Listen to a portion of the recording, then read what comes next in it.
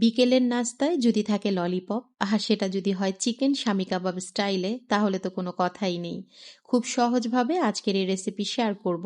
যারা ওয়ার্কিং মম আছেন তারা কিন্তু এটা তৈরি করে 1 মাসের মতো ফ্রোজেন করতে পারবেন।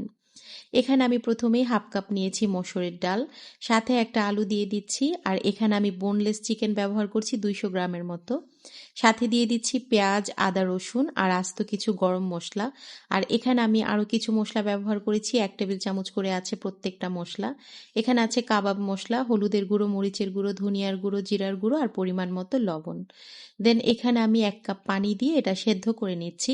আচ্ছা, হাতের কাছে যদি কাবাব মশলাটা একান্তই না থাকে তাহলে কিন্তু এখানে গরম মশলার গুঁড়োটাও ব্যবহার করা যাবে। তো একটা ঢাকনা দিয়ে আমি এগুলো সেদ্ধ করে নেব। তো একটু পানি পানি থাকা অবস্থায় এটা নামিয়ে ঠান্ডা করে তারপর আমি এটা ব্লান্ডার করে নিয়েছি। আচ্ছা, এটা কিন্তু একদম ড্রাই করে তারপর ব্লান্ডার করবেন না, তাহলে এটা ভাজার পরে না ফেটে যাবে, তখন আবার দেখতে ভালো লাগবে না। আর যদি দেখেন যে খুব বেশি নরম হয়ে গিয়েছে তাহলে আধা ঘন্টার মতো ডিপ ফ্রিজে রেখে তারপর নামিয়ে এটা যে কোনো শেপে তৈরি করে নিতে পারবেন। তো আমি যেহেতু ললিপপ তৈরি করব তাই সেই শেপে তৈরি করে নিয়েছি।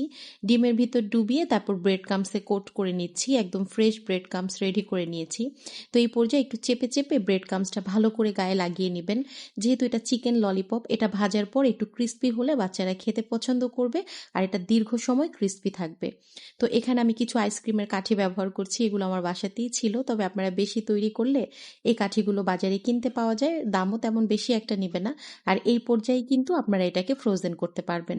তো আমি একটা ভেজে আপনাদের সাথে শেয়ার করছি, আর আমি বাকিগুলো ডিপ ফ্রিজে রেখে দিয়েছি, যেহেতু আমার ছেলেরা বাসায় নেই, ওরা আসলে তারপর ভেজে দিব, কারণ এই খাবারগুলো না গরম গরম খেতেই ভালো লাগে। তো আজকের ভিডিওটা এখানেই শেষ করছি। নেক্সট কোনো ভিডিওতে নতুন কোনো রেসিপি নিয়ে আবারও দেখা হবে, কথা হবে। আল্লাহ হাফেজ।